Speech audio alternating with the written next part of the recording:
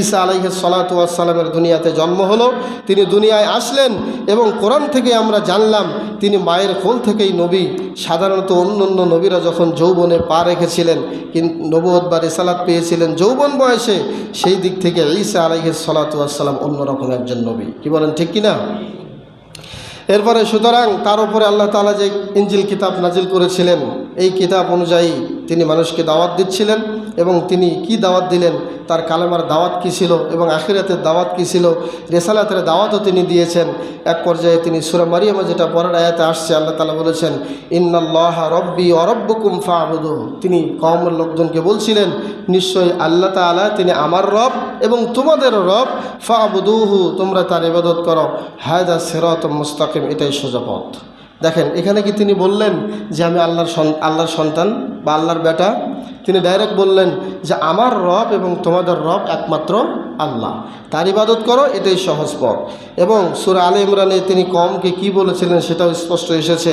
তিনি বলেছিলেন ওয়াজিতুকুম বিআয়াতিম মির রাব্বিকুম ফাত্তাকুল্লাহা ওয়া আতিউন। আমি তোমাদের নিকটে তোমাদের রবের পক্ষ থেকে নিদর্শন নিয়ে আসছি, তোমরা আল্লাহকে ভয় করো এবং তাকে অনুসরণ করো। অন্য আয়াতে আমরা আরও দেখতে পাই তিনি আমাদের নবী যে একজন আসবেন, শেষ নবী মুহাম্মদ রাসূলুল্লাহ সাল্লাল্লাহু আলাইহি ওয়াসাল্লাম, তার ব্যাপারে তিনি ঘোষণা দিতেন। সূরা সফের 6 নম্বর আয়াতে আল্লাহ তাআলা বলেছেন ওয়াইদ ক্বালা ঈসা ইবনে মারইয়াম, যখন ঈসা বিন মারইয়াম বললেন ইয়া বানি ইসরাঈল, হে বানি ইসরাঈল, ইন্নী রাসূলুল্লাহি ইলাইকুম, আমি তোমাদের নিকটে একজন প্রেরিত রাসূল, মুসাদ্দিকাল লিমা বাইনা ইয়াদাইয়াত তাওরাহ, আমি ওটা সত্যতা প্রমাণ করার জন্য আসছি, আমার আগে যে তাওরাত এসেছিল সেই তাওরাত সত্য, ও মুবাশশিরাম বিরাসূল, এবং একজন রসুলের সুসংবাদ দেওয়ার জন্য আসছি, ইয়াতি মিন বাদি, যেই রসুল আমার পরে আসবে, ইসমুহু আহমদ, যার নাম হবে আহমদ, মুহাম্মদুর রাসূলুল্লাহ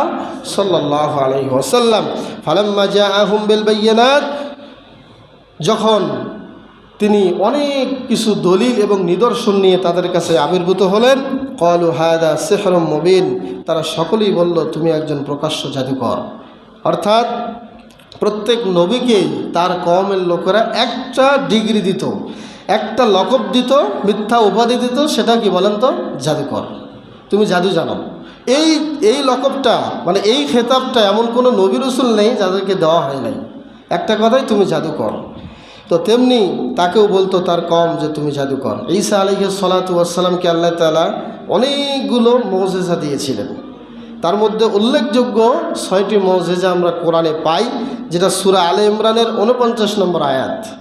সূরা আলে ইমরানের 49 নম্বর আয়াতে আমরা যদি দেখি তাহলে দেখি যে একটা মুজিজা ছিল, তিনি মানে মাটির পাখিতে, অর্থাৎ হাতে মাটি নিতেন, মাটি নিয়ে একটা পাখি বানাতেন, এই পাখিতে ফু দিতেন, এই মাটি থেকেই পাখি হয়ে সেটা আকাশে উড়াল দিত। সুবহানাল্লাহ, স্পষ্ট। ইন্নী আখলুকু লাকুম মিনাত তিনি কাহাইয়াতিত তাইর। এরপরে ফাআনফুকু ফীহি ফায়াকুনু তায়রাম বিইজনিল্লাহ। তিনি বলতেন যে আমি তোমাদের জন্য তোমাদের মাটি থেকে পাখি তৈরি করতে পারি। ফাআনফুকু ফী, এরপরে পাখিতে ফু দেই, ফায়াকুনু তায়রাম বিইজনিল্লাহ, এই পাখিটা আল্লাহর আদেশে সেটা পাখি হয়ে যায়। সুবহানাল্লাহ। দ্বিতীয় আরেকটি মুজিজা ছিল, জন্মান্ধ প্রতিবন্ধী যারা, দৃষ্টি প্রতিবন্ধী যারা, তাদের চোখে হাত বোলালেই তারা দৃষ্টি ফিরে পেত। সুবহানাল্লাহ, আল্লাহ দিয়েছিলেন।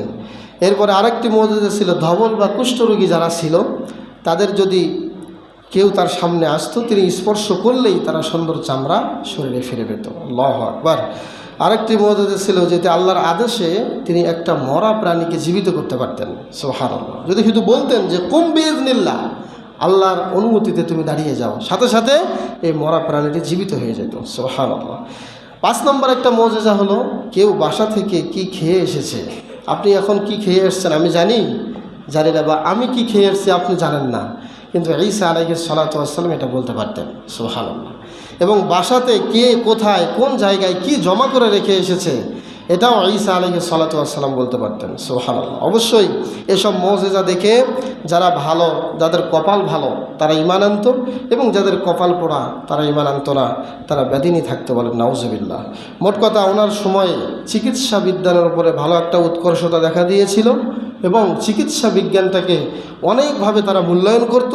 এই জন্য আল্লাহ তাআলা ঈসা আলাইহিস সালাতু ওয়াস সালামকে এমন কিছু চিকিৎসা জ্ঞানী দান করলেন যাতে সবাই তার দিকে ঝুঁকে পড়ে।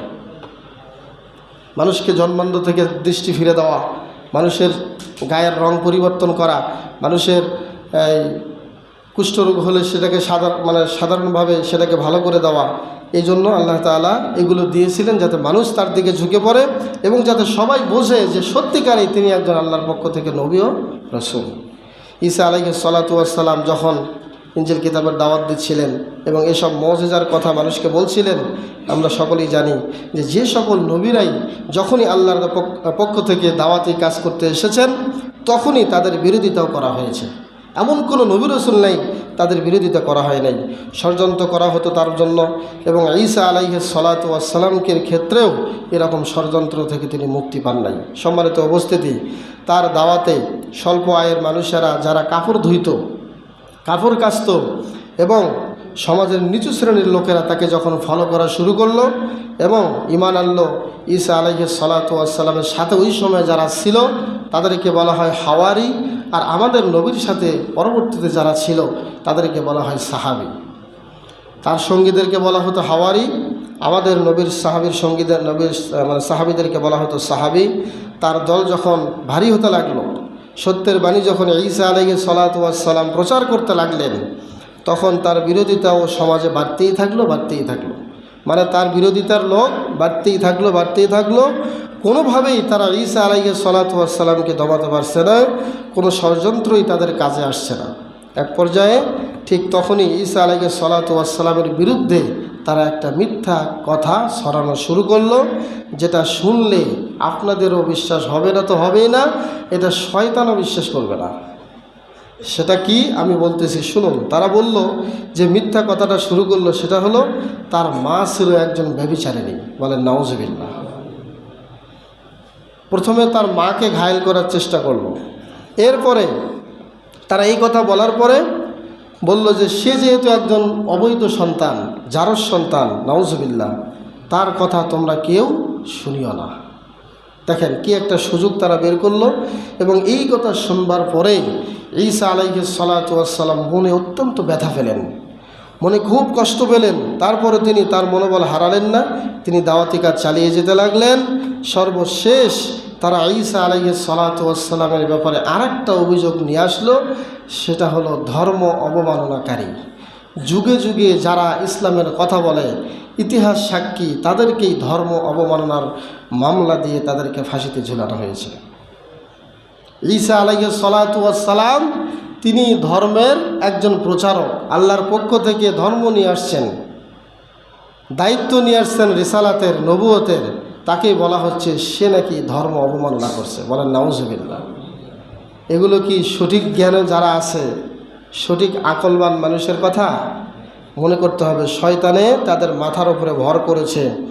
এক পর্যায়ে ঈসা আলাইহিস সালাতু ওয়াস সালামকেও তারা যখন এই অপবাদ দিল, তিনি দ্বীনের দাওয়াত দিতেই থাকলেন, কোনোভাবেই তিনি পিছপা হচ্ছিলেন না।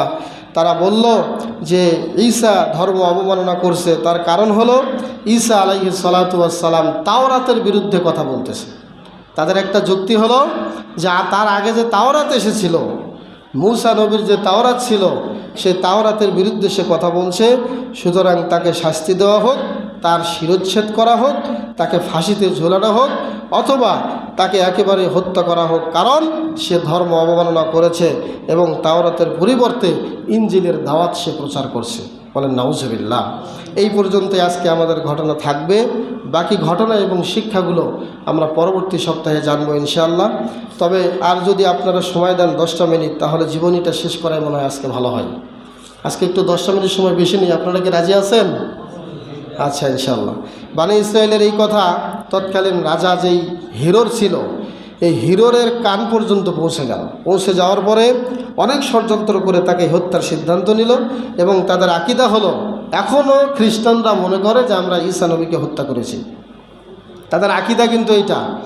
এক পর্যায়ে তারা ঈসা আলাইহিস সালাতু ওয়াস সালাম পবিত্র কোরআনে আল্লাহ তাআলা বলেছেন যে না, তোমরা যে তাকে হত্যা করবে এটা তো হত্যা করতে পারবেই না, হত্যা করা তো দূরের কথা, বরং ঈসা নবীকে স্পর্শ পর্যন্ত তোমরা করতে পারবে না। এই দায়িত্ব আমি আল্লাহ, সুবহানাল্লাহ। আমি তাকে উপরে উঠিয়ে নেব। তাকে হত্যার ব্যাপারে দুইটা ঘটনা পাওয়া যায়, ছোট্ট করে দুইটা ঘটনা এসেছে।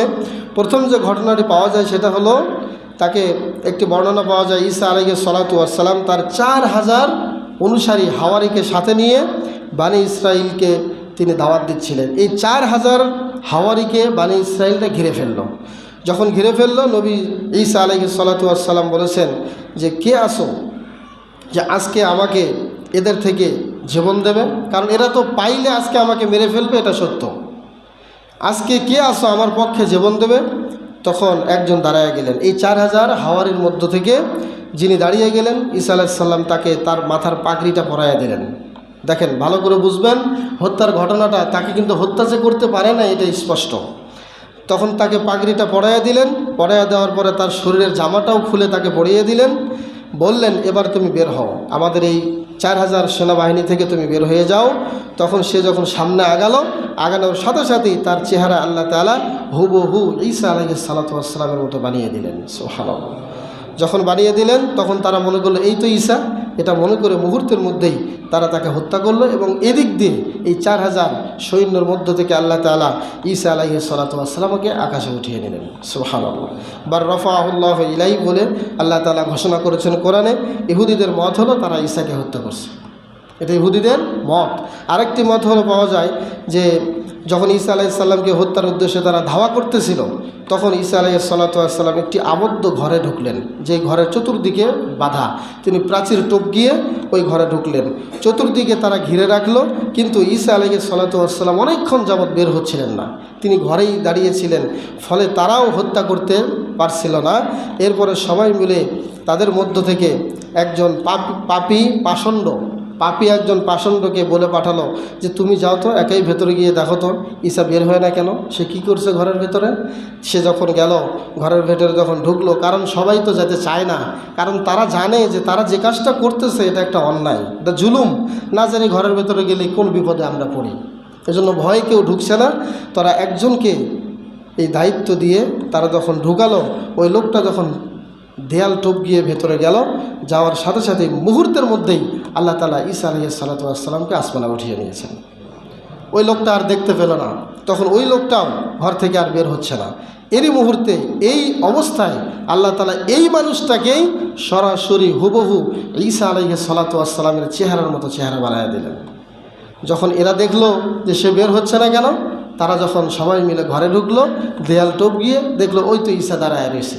এতক্ষণ তো ঈসা বের হচ্ছে না, ওই লোকটাকেই তারা ঈসা মনে করে তারা হত্যা করলো। এবং আজ অবধি তাদের দাবি হলো তারা ঈসা নবীকে হত্যা করেছে, বলেন নাউজুবিল্লাহ। মনে রাখবেন, রাখে আল্লাহ, মারে কে? মারে আল্লাহ, রাখে কে?